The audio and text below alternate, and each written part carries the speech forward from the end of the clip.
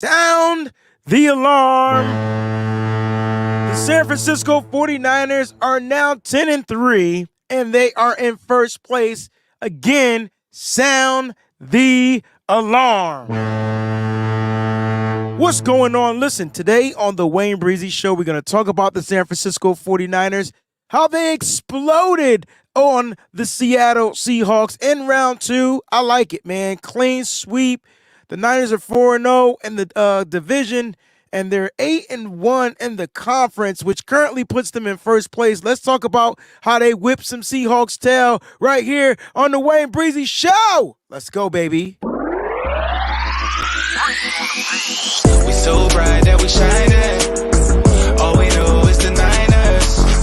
Red and gold at its finest. We so faithful to the bay. We so bright that we shining. All we know is the Niners. Red and gold at its finest. We so faithful to the bay. Yeah.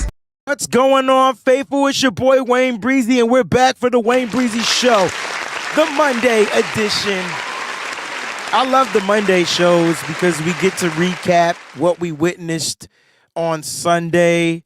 And I feel like the 49ers once again commenced a butt whooping. All right, a butt whooping. Shout out to all the faithful out there. Shout out to all the Breezy Bunch members. I truly appreciate you guys for rocking with us today on this morning. And listen, on this afternoon, and morning out there on the West Coast. But look, we're going to have some fun today because the Niners continue to do what the Niners continue to do, and that's find ways to win games, whether you want to call this a gritty game, a weird game, a divisional game. That's what it really was. It was a divisional game. However you want to label it as, that is cool with your boy Breezy. Can we say cool beans? Make sure y'all put y'all red and gold stuff in the chat right now if you're feeling real good about your team, because it's Victory Monday, y'all. Let's go. I'm mad animated today. Super animated. All right. Got a shout out to the Breezy Bunch crew. I see my man Nick Nice is in the building. He says, yo, you got it. The glamorous life. Yeah, man. You know what time it is, baby. Boss, what's going on, baby? All right, Niner family. We handling our business. One more bird to cook. Ravens, good. Go good with taters and greens. Before we get to them Ravens, though, we got them nasty tasting Cardinals, man.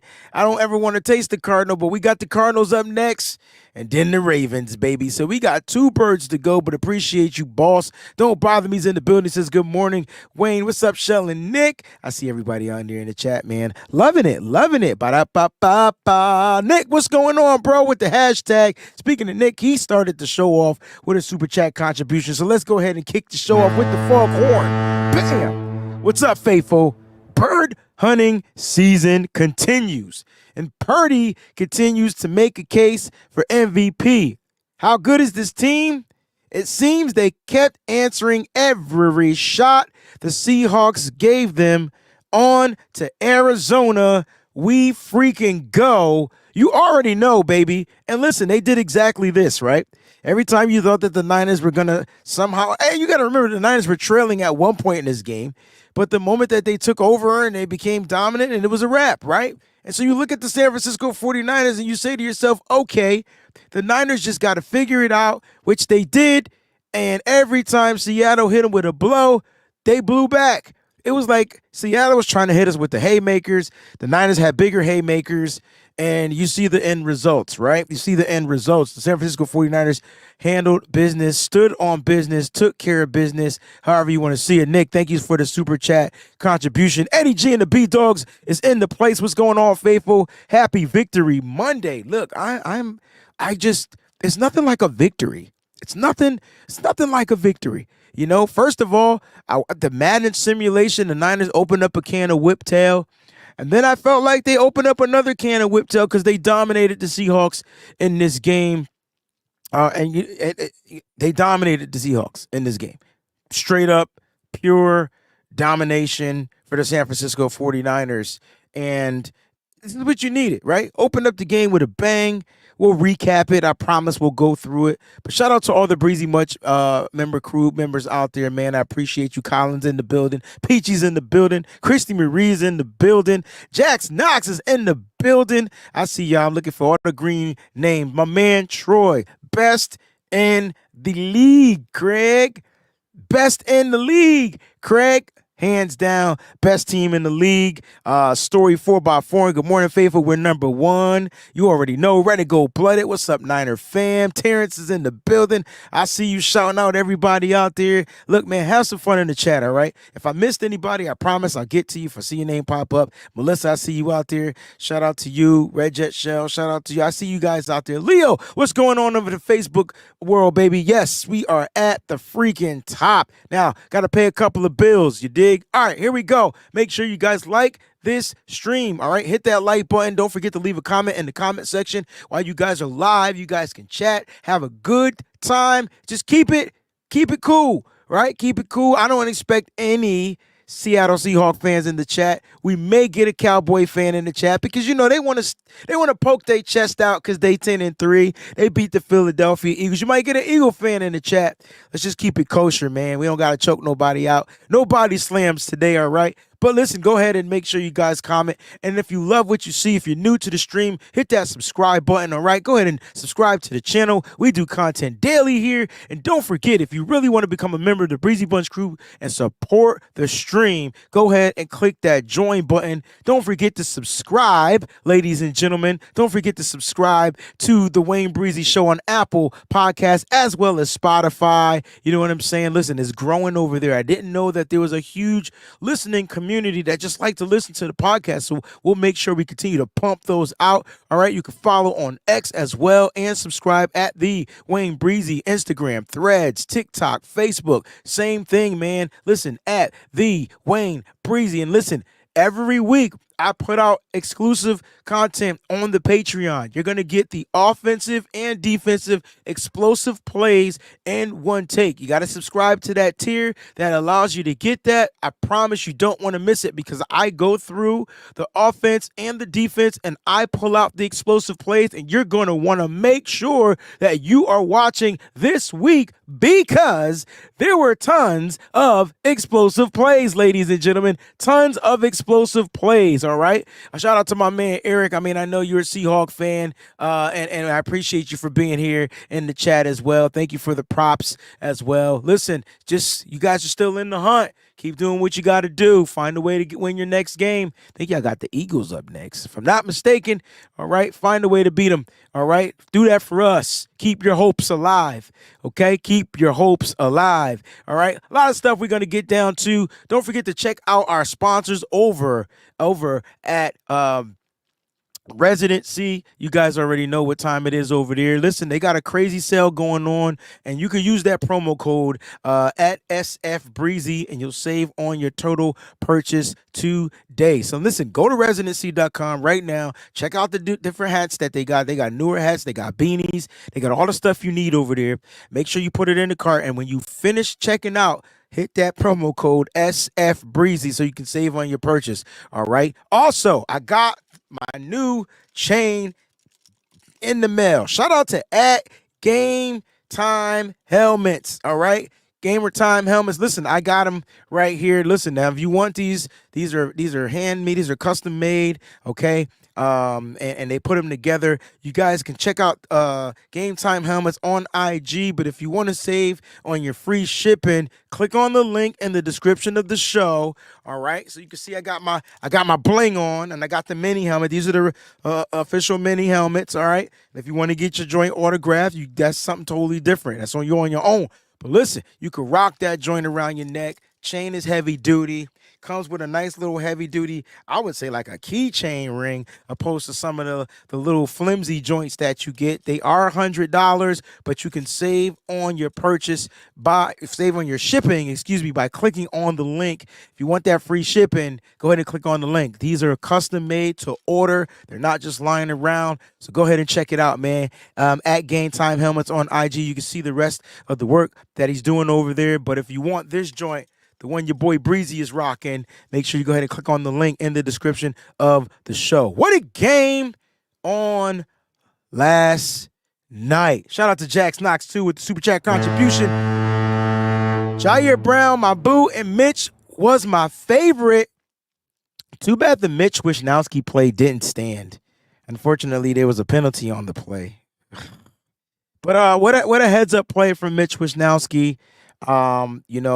Just looking at the defense like that. Honestly, that would have been something I expected the Seattle Seahawks to do, and to see that Mitch Wishnowsky had his head up the whole time was like, nah, they not even coming in on my side. I got 15 yards I could get on the joint. So yeah, that was a great heads up play from my man Money Mitch. And Jair Brown was balling. Jair Brown, believe it or not, is the highest graded defensive player this week per PFF. We'll get into some of the grades shortly, but the highest graded PFF player. And he did it. He's doing it as a rookie. That boy, listen, and I'm gonna tell you why. I'm gonna tell you why he's doing it. That he was playing free safety.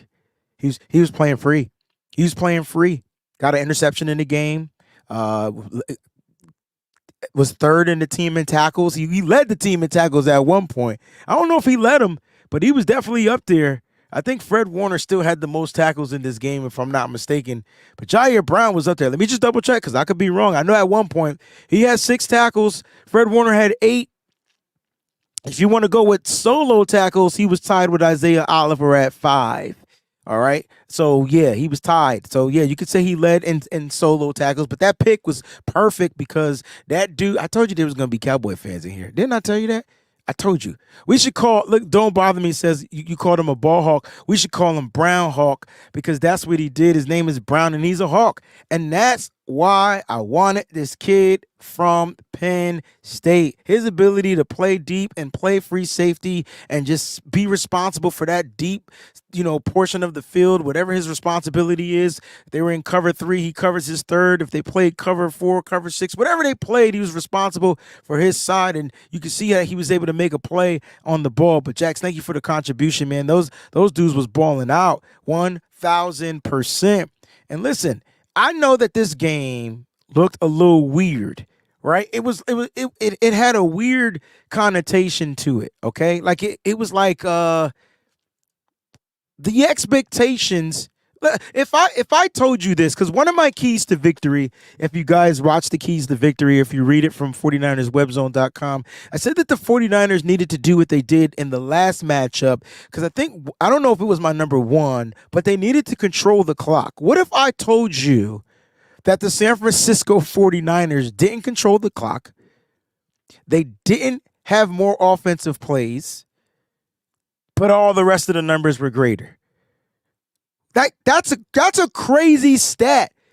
They had the ball, I would say, 45 seconds, 30 to 45 seconds less as far as time of possession. They ran 2 less plays. But man, when I tell you that the offense was explosive, woo, they was dropping bombs straight up. 527 offensive yards. They were averaging 9.9 yards per play. This offense was cooking. God damn. Cooking. Which they should be because they cooked the Seahawks. We started the Bird game with the Seahawks. We cooked the Seahawks literally on Thanksgiving. Then you cook the Eagles. You cook the Seahawks again. And they were more than likely they're going to cook the Cardinals. And then they got to find a way to cook the Ravens. And I think everybody feels funny like the Ravens can be beat because they watched how they played against the Rams on Sunday. Even though the Ravens found a way to win, I think everybody's feeling good. What's going on, Niner Cali boy? I think everybody's feeling good. Felicia was good. Miss Debbie's in the building. Levi's was lit, she says. I love it. I love it a lot. I do. But listen, when I tell you that's a lot of yards. I'm not even going front. I didn't expect 527 offensive yards, but again, when you start looking at how those yards were obtained and how many explosive plays that they had, good golly, oh mother loving Molly. Like that's what we were doing. Like they were getting explosive plays. I'm talking about runs on the ground. The game started with an explosive play. Here we go. Let's do the quick rewind. Let's do the quick rewind. Explosive play. All right, let's go ahead to it. You know, you get down to the game, the 49ers come out. I was like, man, I sure hope they run the damn ball. You know what I mean? Like, it would be really cool if the Niners find a way to run the ball, right? Find a way. Find a way to run the ball. They did. First play of the game, 72-yard run for Christian McCaffrey, 72 yards. Boye Mafe tracks him down. The blocking down the field was superb. Brandon Ayuk is the best damn blocking wide receiver in the NFL. He continues to show it week in and week out. And the only thing Christian McCaffrey couldn't do was get into the end zone. And it's funny. Shout out to Jordan Mason. Let's give Jordan Mason some props, man. His first touch of the game. 3-yard touchdown run. Kylie, what's going on? 3-yard touchdown run from Jordan Mason, man. Got to tip my hat to the young lad. But when I tell you, y'all, Christian McCaffrey was pissed off. And I mean pissed. What's on the bottom of my hat? He was pissed. And I didn't think he was pissed off like in during the game. Like it was at the presser. He was pissed off. You could tell. I don't even think he gave props to Jordan Mason because they asked him about it. Maybe I missed it. Maybe I was still asleep. I don't know when I was listening to it, but they asked him about it. He was like, listen, if I'm going to rush for 72 yards, I need to finish and get in the end zone. He was pissed that they took him out of the game. He was pissed that he didn't get the touchdown. Did anybody else peep that, or was it just me? Or was I overhearing stuff? I felt like he didn't give Mason his props for scoring the touchdown, but I thought he was a little teed off because he felt like he should have got that touchdown. Okay? That's me. Listen, and that's what you want. That's exactly the competitive nature you want from this team. You want your running back, Christian McCaffrey, to go out there and feel like he's going to be able to put that ball in the end zone just about on every freaking play. Bryant, what's going on, baby? And what's going on, Corey? And when I was listening to that, I'm just like, wait a minute. They asked him about Jordan Mason, and he kind of slid away from Mason. Shout out to Mason. Make sure Mason get the props. He got the touchdown. He put the points on the board first for the Niners, right? And then it was just like, yo, damn, I should have scored, though. And they dead wrong for taking me out. I ain't need to catch my breath. Anthony said it was just me. Don't blame him, too, if he was mad. Oh, I just thought it was funny. Like, it's just fun. I just love the competitive nature from the San Francisco 49ers. You're getting it from each player. It doesn't matter if you're depth. It doesn't matter if you're a starter. It doesn't matter. Like, you're getting this competitive vibe, but still a unison vibe. Like, there's still one band. There's still one sound. There's still one unit. There's still one team. But you're getting this crazy vibe that, listen, when I get the rock, I'm putting the ball in the end zone. Unfortunately, Christian McCaffrey didn't score in this game. And I felt like there were times where the Niners left points or left opportunities on the board and couldn't get the ball and punch it in. Shout out to Jax Knox with another super chat contribution talking about how can I forget my boo Jordan Mason? I'm telling you, man, look, he came in the game, he got you a touchdown, and he closed out the game just as well. Jordan Mason, man, definitely when he gets touches, he's looking to do some damage with those touches. Let's look at Mason. Let's see how he finished this game. And again, like I said, the San Francisco 49ers scored first, and then they did. Let's make sure I get this right. They were trailing at one point in the game. They were trailing 10-7, and then the Niners said bump that. And that is what I think everybody is starting to realize, that the 49ers are finding ways to overcome the adversity throughout a game. If they turn the ball over, Brock Purdy shoots an interception to Julian Love. If they turn the ball over, boom, boom, boom, boom, they find a way. The defense knew when to lock on, lock in, lock on. Like the team started kind of like fixing itself throughout the game. You know what I'm saying? And that's something that I like to see.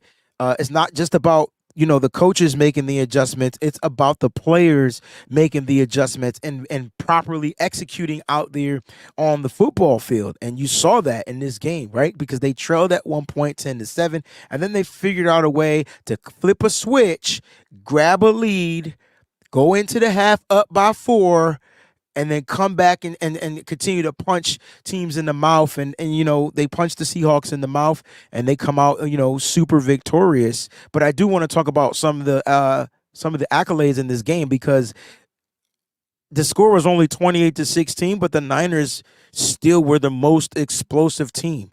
I talked about it last night on Bleacher Report a little bit, how they still dominated this game, and at no point did they show that they had signs of losing this game. I do realize there were opportunities where it could have went a different way, but maybe I'm the only one that felt like the 49ers were still in control of the game. Like they were still in control, like they had control. And the reason why I'm saying that is because when the Seahawks started to gain some tread with Drew Lock, who I thought played a damn good game, when they started to gain some traction or some tread, all of a sudden the Niners was like, nah, that's too much. And they would come back, put the clamps down, find a way to stop them, and come back and capitalize and score some points. So, like, it just seemed like the Niners were in full control. Let's go to the quarterback position, because I know a lot of people are like, Brock Purdy, you still got a lot of naysayers about Brock Purdy and the NFL. Listen, this kid played this game. He finished 19 for 27. He had a career high in passing yards with 368. He would have had more, possibly closer to 400, but, a couple of turnovers, okay? He was averaging 13.6 yards, all right, per attempt, okay? 2 TDs. He had an interception, which he shook off, which is great. We're watching him shake off the INTs. We'll talk about the INT. Not necessarily saying it was his fault, but it goes to the quarterback. And he was sacked 3 daggone times. Sacked 3 times. And he still finished with a passer rating of 122. How can Brock Purdy, and this is not, how can he not be the MVP in the NFL? How can Brock Purdy not be the MVP in the NFL? There's 4 weeks left, and I don't think there's a quarterback that's playing on the level of Brock Purdy. So let me ask y'all this question. How can Brock Purdy not be the lead candidate for MVP going forward? He was already the lead candidate coming into this week. Dak Prescott obviously is the guy that they're pushing to get this award, right? And why? Because when I sit there and I compare these two, I'm looking at a team that will run the ball first. That's the 49ers. I'm looking at a team that throws the ball probably less. But how does Brock Purdy have? Brock Purdy has more passing yards. He has 1 more interception than Dak. And at the end of the day, everything else is better. Higher completion percentage, higher this, higher that. Like, all the stats prove that Brock Purdy is the best quarterback in the NFL. He's the best. He is the numbers don't lie. He's the best. And then when they went head to head, okay, these two played. I don't give a freak if it was week 1, and I don't care if it's week 18. At the end of the day, they played, and Brock whipped that trick. He whipped that. He beat the beat off of him. Literally. It was almost like, oh my gosh, because the 49ers defense did what the 49ers defense does. They forced Dak to make errors, and boom, boom, boom. It is what it is. And that's why I don't understand, shout out to Dak Prescott, because he is balling. He is. But this kid, Brock Purdy, lost 3 games in a row, okay? 3 games in a row. and then figured it out. And now, can we have this conversation about Brock? Can we please have this conversation about Brock? Brock can win games, okay? I don't have any doubts in my mind that Brock Purdy can't win a game. I saw it last year. He wasn't the daggone freaking game against the Raiders. So I don't know what people keep saying he can't win games. Did it happen this year?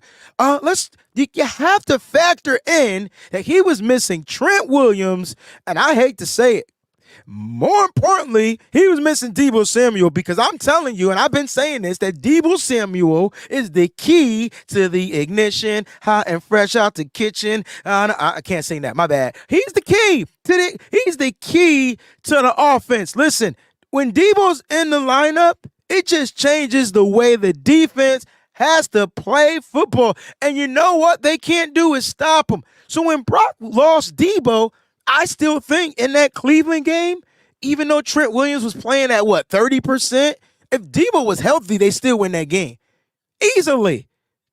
Brock could throw a 1-yard pass and Deebo could take it for 98,550 billion yards. So I said that was an easy win. I don't care how great the Cleveland defense played in week 6. You lose Deebo, you lose that ability. Then, after that, Deebo was missing the next couple of games. Shout out to the offensive lineman, Jalen Moore, stepped it up. I thought did pretty daggone good. But again, you were missing that key piece.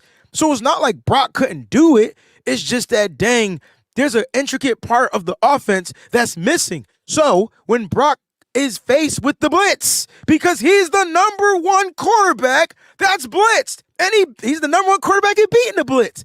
So you mean to tell me Brock is the number one quarterback beating the blitz, and his worst games was when he didn't have his blitz beater?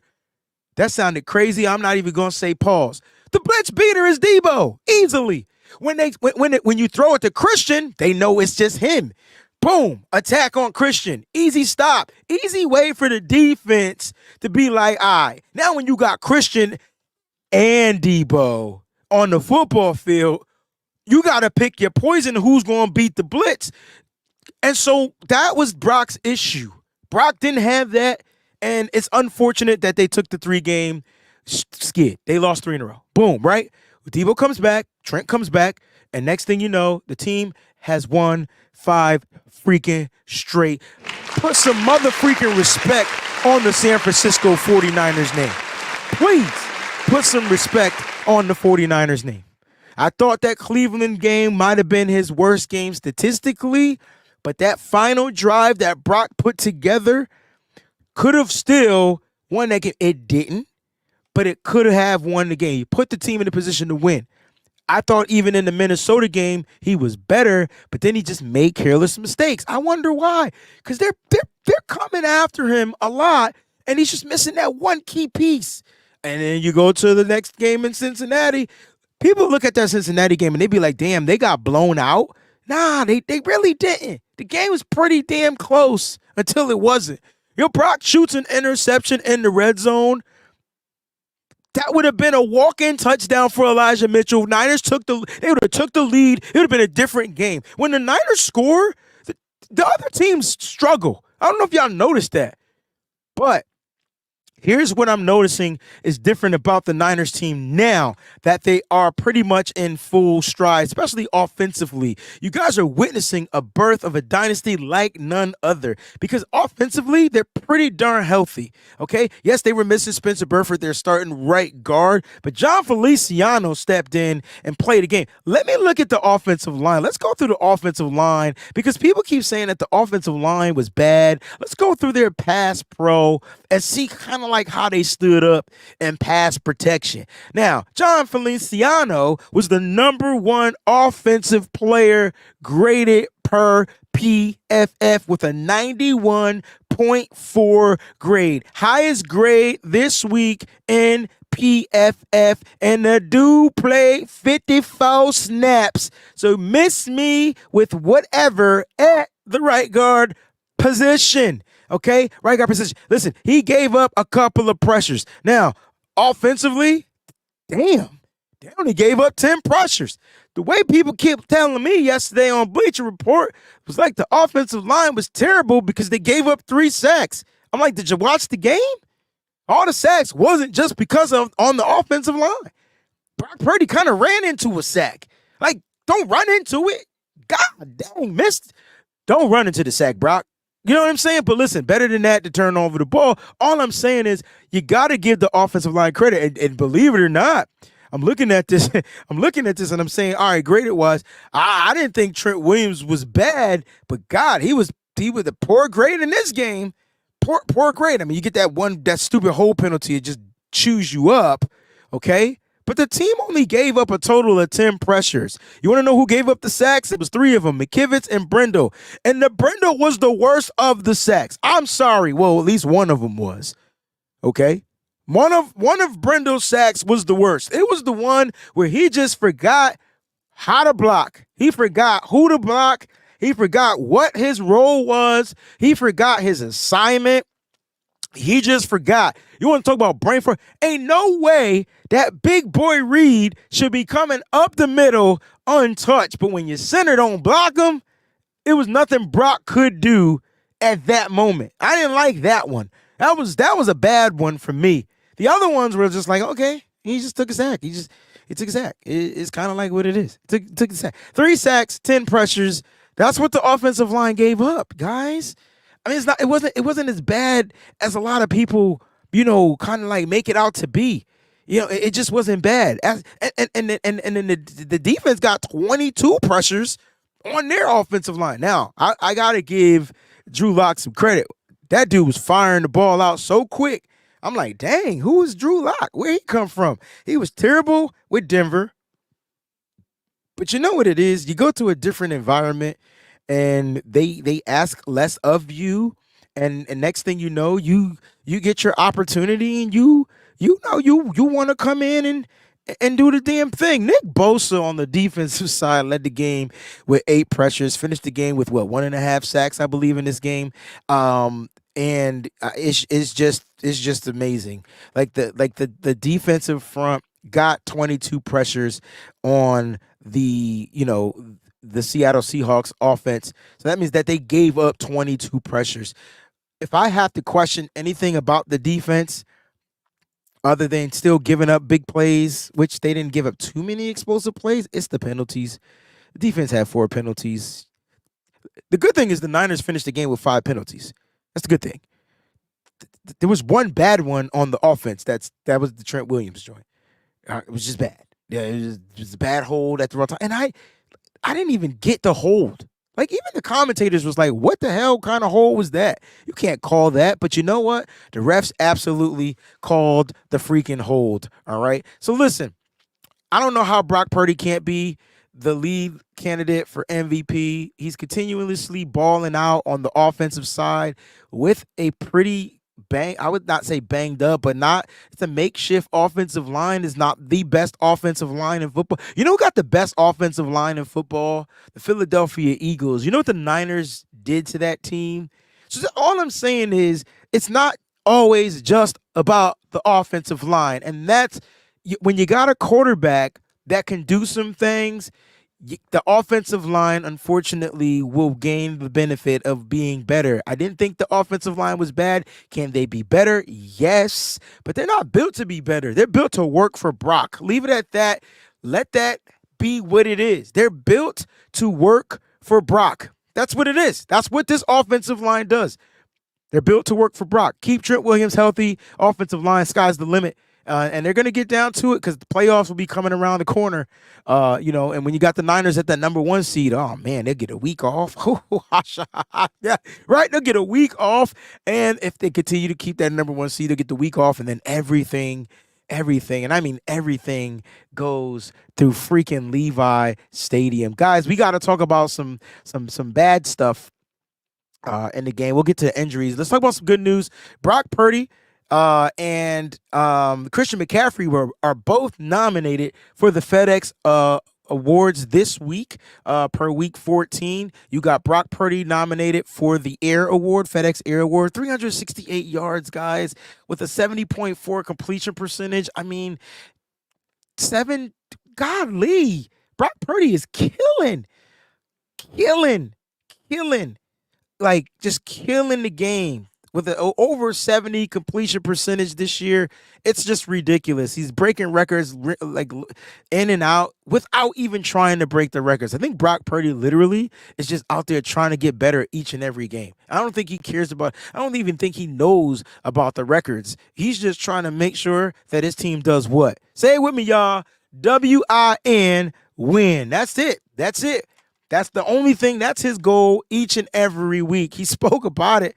He talked about it. This is his goal each and every week. But shout out to Brock Purdy. Christian McCaffrey, I hope he gets this. He had 145 rushing yards in this game. Unfortunately, he didn't get into the end zone. And so, yeah. But listen, they both nominated. Make sure you guys do y'all job. Go out there and vote for these 49er players, ladies and gents, NFL.com, all right? Let's get to the injury report because I think this is what's going to be most important moving forward for the San Francisco 49ers because you got some players that got dinged up in this game. They're all alarming. Even the Dre Greenlaw one, that he got injured when running into Fred Williams, kind of took a hit to the knee, which affected his hip or whatever or whatnot. But listen, let's start with the first one. Travarius Ward, he got the groin injury. You saw him get injured on that play. He was covering DK Metcalf, and unfortunately, so the Niners had to figure out a way to make some adjustments or whatnot, which I believe that they did. But you lose Metcalf in this game to a groin injury. He was trying to come back. You saw him on the sideline, trying to run, trying to do this. It looked like he was running fine, but he wasn't walking fine. That's kind of like the way I looked at it when I was watching him. I'm like, nah, kid, not ready. Let's keep him out. So that's why you got to big up Demo, and we'll talk about that because I thought the secondary played damn freaking well. But listen, he's going to be out for, we don't know the severity of the groin injury. Let's just hope it's day to day or whatnot, and that's it. Leave it at that. Let's hope it's day to day and leave it at that. When Ward got injured because of that from that DK Metcalf play, I was just like, oh man, looked like he pulled something. Let's hope he didn't tear something. That's all I'm saying. Let's hope he didn't tear something. It's the only thing we care about. Hopefully he didn't tear anything. All right. You got Oren Burks. I don't remember what Oren Burks' injury is, but he did get injured. And it was crazy because there was a play out there where the Niners gave up a touchdown to Kobe Parkinson. And I was just like, what in the freak is going on? And I realized that they just didn't have the right personnel on the football field at the time because everybody was injured. You lose freaking Burks, you lose Dre Greenlaw to the hip injury, and it's just like on that one particular play, kudos to Drew Lock, kudos to the Seahawks. They took advantage of the weakness for the 49ers. On that touchdown play, I can tell you right now, on that touchdown play was the rookie D. Winters. It was Demetrius Flanagan-Fowles. It was Kalia Davis on the front line because there was no Javon Hargrave who left the game with a hamstring. It was just some injuries that happened, and I'm just like, ugh. Not right now. Come on, Cletus. Not now. They're so close. And I'm wondering if the Niners decided to, you know what I'm saying, kind of, was like, you know what, we got this. Y'all go ahead and chillax for a little bit. You know what I'm saying? Y'all go ahead and chillax for a little bit. Let's talk about who stepped up in the replacement for these injuries. I would say Demo was a monster out there on the football field and pass coverage. He just looked good. He got beat on one play. But then after that, man, he became a lock. And he has the highest coverage grade. I know Jair Brown has the highest PFF grade. Jair Brown was actually number 2 in coverage. But yeah, like he had the highest coverage grade in this particular game. He got called for 2 penalties. He did get disqualified in this game. Whatever. We all know what happened with that. but he finished with an 86.3 coverage grade. He had 2 PBUs in this game. He got a stop in the backfield. Just going through his stats and remembering how he played, I thought he stepped up because listen, when you have to go when you go from outside to the inside, when you play outside cornerback, it's one technique. When you're asked to dip into the inside and you have to throw those outside techniques, you don't throw them away, but you put them back in the notebook and back into your locker, and you get the new notebook and the new techniques because you got to play a little bit different on the inside. And Demo's been doing it consistently week in and week out. And guess what? They asked him to go back to the outside due to the injury to Mooney Ward. And so it's just like, dang, all right, cool. Ambry Thomas, and I know a lot of people are going to say he gave up that touchdown pass, which he did, okay? As far as his coverage grade, it was pretty low, 49.6. He played 41 snaps. He was targeted 6 times in this game, and he gave up 5 receptions. Everything was underneath on Ambry Thomas, which is typically normal Ambry Thomas type of play, and this is why he's pretty much graded so low, is because he's not playing press. He's not playing to jam the receiver. I thought the pass, even though it was a touchdown, I thought that pass was defended perfectly. But it wasn't. It couldn't have been perfectly. I thought he defended the pass very well. I'm sorry, but if he would have got the PBU on that play, it would have been perfection. It would have been perfection, right? And so, Ambry Thomas, keep grinding out there, young lad. I thought you was doing your thing, man. Shout out to the DBs. All right, shout out to the DBs out there. All right, now look, Greenlaw didn't seem like himself. Had a good chase down tackle. Or whatever, but, got injured. Oren Burks got injured early, and Javon Hargrave, who was doing his thing in the middle, was also injured. And Kalia Davis tried to step in. Javon Kinlaw, who had a half a sack in this game, I thought did his thing. He started. But yeah, it is what it is. Let's get to the Super Chat contribution from my boy. He says, according to those haters, he got to save the world. I think Brock Purdy could go save the world and he'll still be the underdog. Like, literally, if that's who you're referring to. I just don't think they respect Brock Purdy as much as they should. And so the cool thing about that, Isaiah, the way I'm looking at it, is, tell you what, Brock, go out there and just keep proving them wrong week in, week out. Don't give them nothing negative to talk about. You know what I'm saying? All right, I see a couple of questions up here that I want to get to. A couple of statements, questions, and stuff like that. Shout out to those from the Breezy Bunch members that's putting your stuff out there. And I'll get to those. But listen, here's the report right after the game. Now, the cornerback veteran Jason Verrett was there and at the game, sitting in the skybox, chilling, whatever. And then he was signed directly after the game, signed to the practice squad. Now, things will go out. He'll practice this week. Okay. I think if he has a good week of practice, he will be traveling, okay, to Arizona. And there's a possibility that he may, if depending on how well his practice goes, there's a possibility that he may start on the outside and it'd be Ambry if Mooney Ward isn't unavailable to go, which I think the Niners should save him for Christmas, give him a couple of weeks off, let him really heal that groin. Don't let him put any stress on it whatsoever. It's a groin. I know it hurts. Trust me. Let him chillax.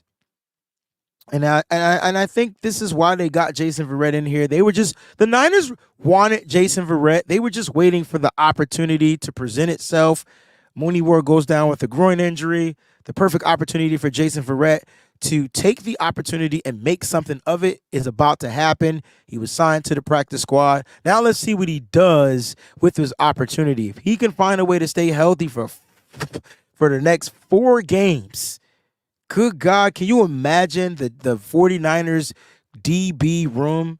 If he can stay healthy for the next 4 games, the DB room is going to be ridiculous because now you have depth at that position. And I love it. I love it. I love it a lot. All right, here we go. Let's look at, let's see. Jack says, Breezy, what do you think about the signing of Jason Verrett? Hey, look, great signing. Guy that's familiar with the system. You're bringing in another veteran. Now you got a veteran in the cornerback room. You got a veteran in the safety room. So you got your two DB rooms, even though it's probably one room, but as far as positions, you got cornerbacks, you got safeties. You got your two position groups headed with veteran depth that are good at their position. So whether Jason Verrett plays or not, everybody know in this league when he played, he was a lockdown corner. When Jason Verrett was healthy, lockdown corner. Logan Ryan was a top safety in the league when he played for New England.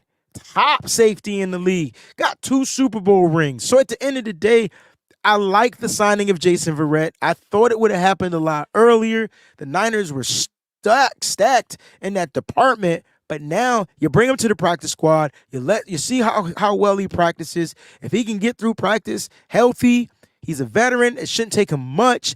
It's all about health for me for Jason Verrett. All right, Jax, it's all about health for Jason Verrett. My man Nigel says, I hope the NFL doesn't hand Demo a suspension. Guys, I saw what Demo did. Now, apparently Demo punched somebody else, but that ain't why they ejected him. They ejected him from the push when he was pushing DK Metcalf off of him. Mike and I are going to talk about the whole situation on No Harm, No Foul today at 4 p.m., okay? We're going to talk about it 4 p.m. We're going to break that whole situation down so we can go through exactly what happened and how it transgressed into what it did. A lot of people are saying Fred Warner took a cheap shot. We'll discuss it at 4 p.m. He did punch Bobo. That's the punch. Don't know if it was by accident. I don't know if there was intent, but that ain't why he was ejected. So I want people to understand that's not why he got ejected from the game. He got ejected for putting his hands on DK Metcalf, and it was more of a push and a shove to say, hey, get off my man's helmet. Okay? That's what it was. That was his disqualification. When you research and you dig deeper, you'll see him hit their wide receiver, Bobo, right? Jake Bobo, right? You'll see that. But at the end of the day, I don't think he's going to get a suspension, Nigel. It's not like they had like a crazy fist fight and swung a helmet or things like that. So I think they'll be good. And could Logan Ryan play versus the Cards too? I don't know. I kind of doubt it because they don't need a safety. If Jair Brown is, if the 49ers play football the way that they need to play football, if Coach Steve Wilks continues to call the games in the way he's been calling them, let Jair play at the top. Let him play free safety. When you're not dealing so much with a mobile quarterback. See, it might be a little bit different against the Arizona Cardinals because Jair Brown's a great tackling safety, but I don't know, man. I don't really like his angles. And so, like, I'm a little concerned because that's how we played Jalen Hurts, and you saw him miss tackles against Jalen Hurts, who's a bigger running quarterback, right? And so I don't know. I'm hoping they figure that out, but there's a possibility that I don't think Logan Ryan plays if Jair Brown continues to surge and trend upwards. But again, now you got to play Kyler Murray, so it's not over for me. I know Kyler Murray isn't good, doesn't look good, and I get it, but he's still Kyler Murray, and he still likes to run and all that good stuff. Like, so guess what? They're going to be playing another mobile quarterback, one that's a little bit more slippery, more Russell Wilson-esque, not as strong as Russell Wilson, but faster, but quicker, right? I don't know how much that the Cardinals are going to let him run because I don't know if if he's the future there. But you got to be prepared for that run from the quarterback of Kyler Murray. So it's going to be crazy that the Niners have to do it again. And then after this week, they got to do it again. It's just mobile. And luckily, it was funny. They caught a break this week, but I thought Drew Lock was more mobile than what Geno Smith was to the 49ers 2 weeks ago. He moved. Drew Lock was stepping inside the pocket. He was missing the sacks. He was avoiding sacks. I was like, wait a minute. What the hell is going on? Like, what in the love of the heavens is happening here? look, the Niners got to figure that out again. They proved what they can do on the blueprint on a Jalen Hurts. Now they got to do it against a little smaller quarterback, a little quicker guy. So Logan Ryan could be in play. I just don't think he's gonna be in play. But he could be.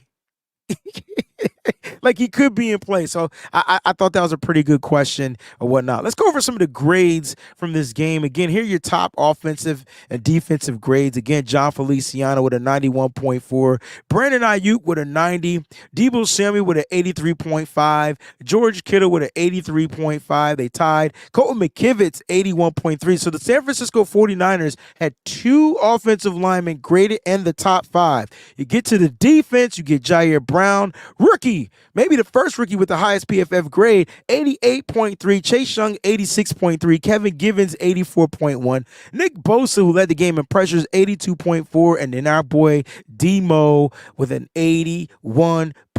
I thought the Niners played really well in spite of the penalties in this particular game. I do want to end on some explosiveness because we got to talk about the San Francisco 49ers and their explosive weapons on offense, right? And even on defense, they have explosive weapons on defense, right?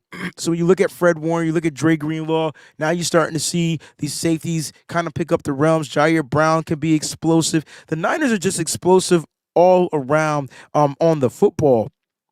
And so when I looked at this game, like I never thought that I would see a game from the San Francisco 49ers where they'll have not one but 2 wide receivers over 100 yards. And let's just keep it a buck. Like Debo with Debo had 149, 150 all-purpose yards because he had the 1-yard touchdown run. Debo Samuel had 149 yards receiving, ladies and gentlemen. Brandon Ayuk had 126. They both had 9 targets. Like, that's ridiculous, but that's what I want. I want that. Now, I know a lot of people are mad and upset from Brandon Ayuk because he has to be better, right? It was possible that he would have finished this game with 140 yards and a touchdown, and instead he finished the game with 126 yards and a fumble. Now, you look at the Brandon Ayuk play. It was a great throw, great catch, okay? Now, Brandon Ayuk, unfortunately, was responsible for both turnovers. Crazy, right? Brandon Ayuk. First, you get the tip pass, the interception goes into Love's hand. And then Love causes the fumble, right? And so you're saying to yourself, dang, BA, but he still had a great game. So I don't want people to get too harsh on Brandon Ayuk. Be harsh on him. He has to protect the football. He knows that. Be harsh on him. He has to be in sync with his quarterback. If the route say run the route, you run the route that the route say, so that way you don't get the mistake of the ball being tipped and you got to dive for it and to be an interception. All I'm saying is if you do that, you're good. Sonia, I like this comment. She says, Ayuk got a little greedy on that fumble. His eyes was down the field for that touchdown and forgot to protect the ball. I will never, ever say that I appreciate the take, but I would never say he got greedy. But his what's the word?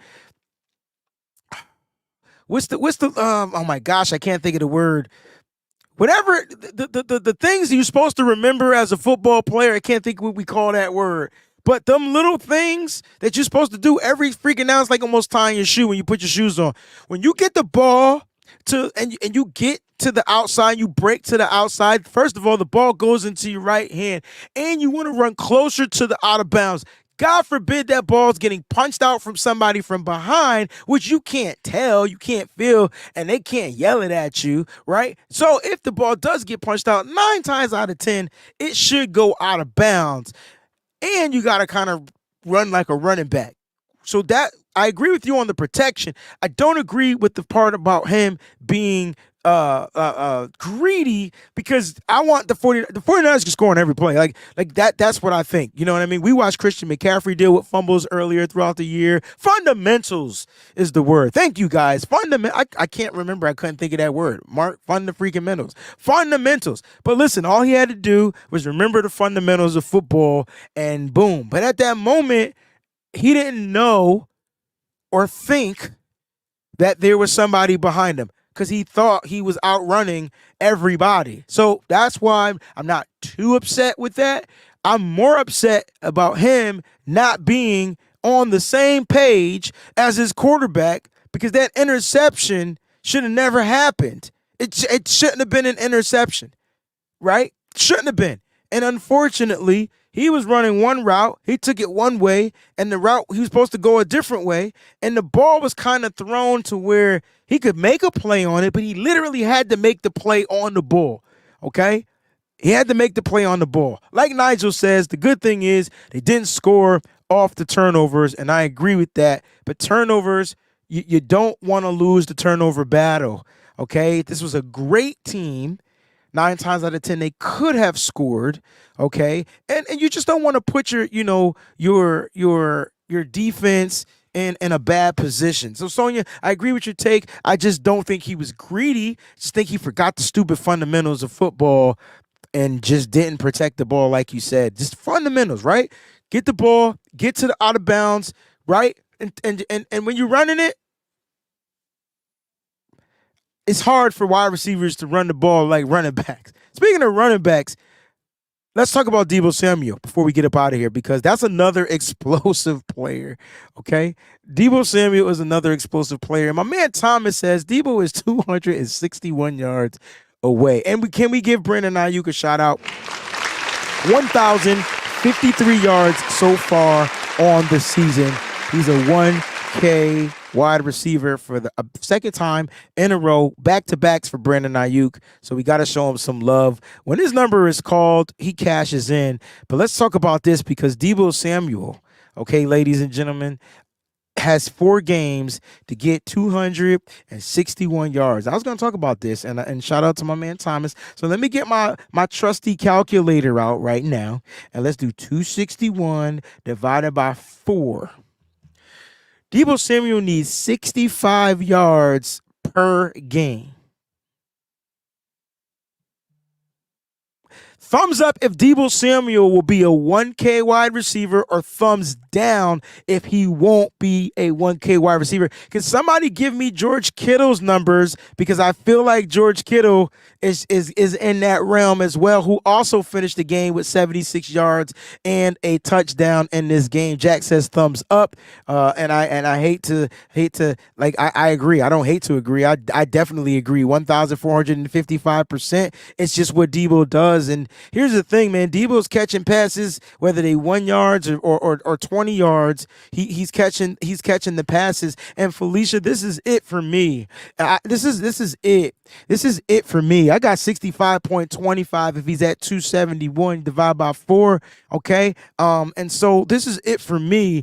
They said Deebo isn't a receiver. And this is it. Like, this is it. Let's do George Kittle. George Kittle, let's just say he had 190. Let's make it a cool 190, even though it's 189. 45. Now, it's going to be harder, in my opinion, for George Kittle to get 1,000 yards. But the Niners, the explosiveness from the San Francisco 49ers is saying this. They got a 1,000-yard rusher who I think finishes with 2,000 all-purpose yards. That's Christian McCaffrey, MVP candidate. They got a 1,000-yard receiver already. They got another receiver that's on the verge that needs over 261 yards. And remember, he missed a few games. Okay? And then they got George Kittle creeping around the corner. He only needs what? 47.5 yards for the next 4 games to get 189, which is less than that, because I said 190 and you said 189. All I'm saying is there's a possibility, and I forgot to mention that Brock Purdy is going to be a 4,000-yard passing quarterback in the NFL, and people told me at the beginning of the season that he couldn't get 4,000 yards because this offense wasn't built that way. Here's the bomb for you. Purdy 500 yards away from 4,000 yards, ladies and gentlemen. 500 yards, less than 500 yards away from 4,000. When I tell you that this 49ers offense may be the most explosive offense we've seen since like 1994, where they was just scoring at will. You guys talked about this game. You said that every time that the Seahawks did something, the 49ers answered. They clapped back. I call it clapping back. They clapped back. Oh, you got 3, we'll get 7. Then we'll get another touchdown. All right, we'll let y'all get in on this one because, we cool. But we then they put the clamps on the defense with interceptions to clamp down the game. Every single time the 49ers looks like their backs are against the wall. Now, y'all can't tell me that they can't win a game where they're trailing because they were trailing at this game. They weren't trailing at the half, but they were losing at some point. And my man Peter Beckwith says, poetry and mother-loving motion. Listen, no one. I got to go find my tweets because I know I put out that the 49ers was going to have, everybody was going to get 1,000 yards. I could have swore I did this with Mike. I'm going to talk about it with Mike because Mike was telling me that it can't happen, and you telling me that George Kittle almost got 1,000, Deebo Samuel almost got 1,000 and missed 2.5 games, I would say. And you telling me that's 4,000 for Brock Purdy just like that. Shit.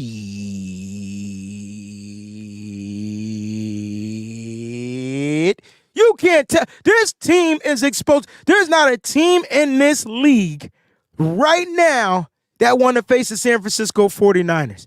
And if they continue to do what they do with home field advantage, you heard? Who coming in there? Now, I feel like the Niners play better on the road, but who coming into Levi's Stadium and beating this team? You could bring Dallas back there if you want. You could bring the Eagles. The Eagles don't want to come to San Francisco. It's Santa Clara. The Eagles don't want to come to Santa Clara. I can tell you that right now. Ain't too many teams. Minnesota don't want to bring that ass there. Detroit definitely don't want to bring that details to Santa. I can tell you right now, I'm hoping that the NFC Championship game is San Francisco 49ers and the Dallas Cowboys because I need that for my nostalgia to be satisfied, and I need the Niners to do what the Niners do and whip that. Hold on. Bam. I knew I wasn't going to say the bad word. I had it prepared. I guarantee you. Because listen, Cowboys are playing the best football since 1998. Now, they're playing really good football right now, okay? 1996. They're playing good football. I will give it to them. But who they beat again? Oh, they beat the Eagles. Okay, they finally beat a team with a winning record. I could dig it. Did they beat the Niners, though? Will they beat the Niners? I say, hey, we're the little boy with the BS comment when I need it, Mose. You're supposed to have that for me, dog. Bull-ish. All I'm saying is I'm confident. You need to be confident. The 49ers are confident. And when they came out and Coach Kyle Shanahan said this, he said, did you guys think y'all played y'all best out there? And everybody responded, no. So you mean to tell me that the Niners just whipped on a divisional rival that clearly their fans, they lost this game and they going back to they still lead in the series. Like they still have more wins against us and they want to pull that historical card out. But the moment the 49er fans pull out Super Bowls, oh, that's old. That's too old. Nah, son, you old. Because we winning now, which is what matters. All I'm saying is they went out and beat a team where they lost players and they didn't even play their best. A lot of mistakes to clean up. I'll be on Bleacher Report today at 2:30 p.m. I'm going to be talking about how the 49ers need to get better because if you're playing a great team, you can't do or have that many mistakes out there on the football field. Listen, I love y'all. Let the Niners continue to stay explosive. You guys need to be exploding all over social media right now because y'all should be happy that y'all team is doing the damn thing. They took a mirror, they looked at their reflection, they've reflected, they're responding, and they're taking it one game at a time. Don't forget to check out residency.com. Use that promo code SFBreezy. And if you want one of these game time helmets, all right, make sure you check out the link in the description of the show. Y'all stay up, stay faithful. I'll see you at 2:30 on the Bleacher Report app. It'll be on Twitter. So if you want to watch, it's a 30-minute show. Check it out. We're going to be talking about how the Niners need to get better. Niners #1, baby. Where's the horn? Sound the alarm. And we ain't going nowhere. We're going to remain #1 because that's what we do. They should have never gave it to us, baby. We out. I be sipping gold bar, whiskey on the rocks, and a 24 karat gold on a watch. My 7-1 Chevy be tipping non-stop, sounding like Trent Williams on the block. So you know we can't stop, we be banging through your speakers. WayneBreezie on the field or in the bleachers. You can tune into my show and I'm a teacher. WayneBreezie, the 4-9 preacher.